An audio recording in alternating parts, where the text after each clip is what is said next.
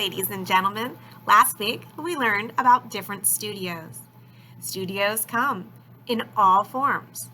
There are art studios for photography, painting, drawing, sculpting, and so many more. Some studios, you can do a mixture of any of these artworks. So, there are also studios for music, dance, and theater. So now let's get those creative juices flowing. Today, you're going to create your very own studio. Think about what kind of studio you would like.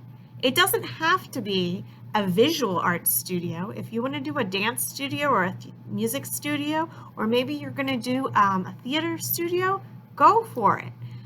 Start thinking, because on the next page, I'm going to give you some directions in order for you to create it. Before we do, I'd like to review last week's essential question.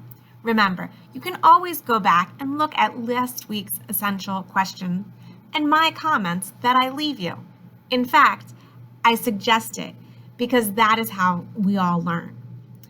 You may get tips you can use for this current week by reading or listening to the messages I leave you. 4th and 5th grade, your essential question last week was, what might you consider when preparing artwork for presentation? This question was hard for some of you because, well, it didn't seem to fit in with the studio story. If you didn't answer it or were confused, here's your chance to answer it and up your grade. This question basically means, how would you display your artwork and what do you need to think about when preparing it for display? Some of those things you may do in a studio, like maybe taking care of your artwork. But some of those things you may do when you're in the art gallery itself. Are you hanging it? Are you putting it in a display case? Is it sitting on top of a table? What else do you need to think about? I don't know.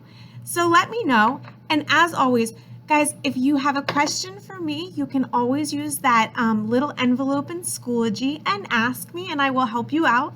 Or you can pop on to my Zoom. I try to keep that in this presentation for you all the time, okay?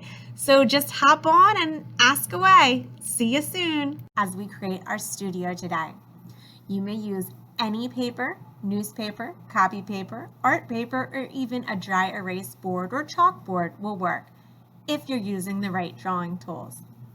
Click the green next arrow for your demonstration by clicking on that easel in the next room. Don't forget to get your art supplies and draw with me.